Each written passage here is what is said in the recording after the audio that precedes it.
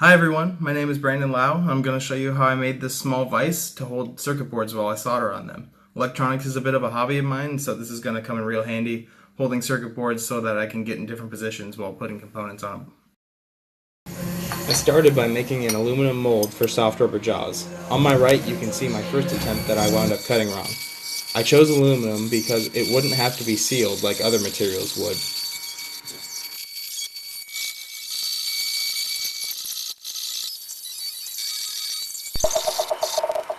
I then coated the mold with a universal mold release so the rubber would come out easily, which you'll see later. I used a scale to accurately mix the urethane rubber at a ratio of 2 to 1 and poured it into the mold. The rubber then had to cure for 16 hours. To demold, I just had to work a screwdriver under the part to get it started, and it pried right out. I laid the parts out with a scribe and got a new grinder because my battery-powered grinder didn't have enough power to cut this much steel. I used a metal cutting wheel to cut the rough shapes and moved to a flap wheel to grind the parts to match. I used the steel work surface to make sure that my angles were square.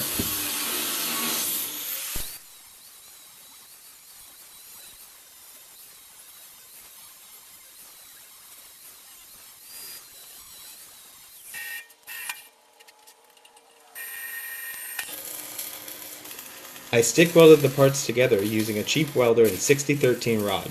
I use 6013 because it is generally regarded as easy to learn with. I tack welded the parts to make sure they were all in place before fully welding everything together. Until now I had been using my welding mask as a face shield, but now it was doing real work. Also, because this is stick welding, I had to chip off the slag that protects the molten weld metal.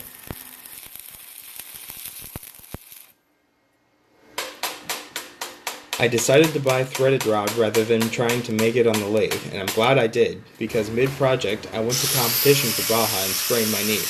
I cut pieces to length, ground down the threads on one side, and drilled holes for cotter pins that would retain the jaws.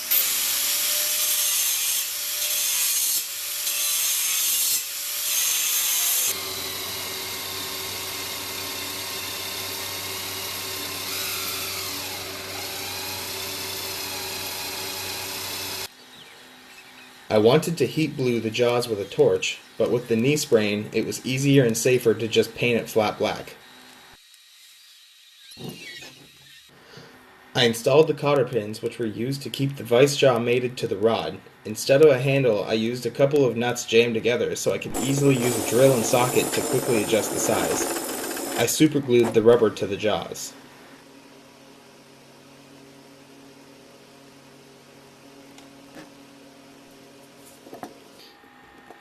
Here I have the circuit board for my friend's guitar pedal that I have been trying to repair. You can see that it is held securely and upright, a position that I couldn't take advantage of before.